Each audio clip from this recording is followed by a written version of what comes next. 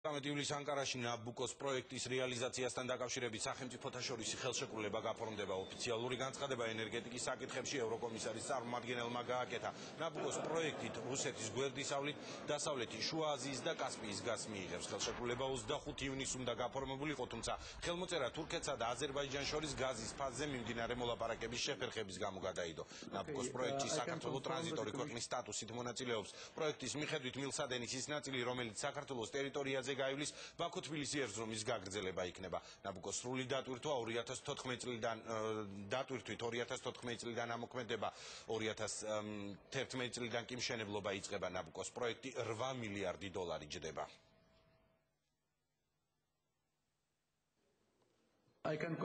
ვადასტურებ, რომ ევროკომისიამ მიიღო მოწვევა ნაბუკოს მილსადენის მშენებლობის მთავრობათა შორის შეთანხმების გაფორმების ცერემონიაზე, რომელიც 13 ივლისს ანკარაში გაიმართება. შეთანხმება მიღწეულია იმ ქვეყნებს შორის, რომელთა ტერიტორიაზეც ეს მილსადენი გაივლის.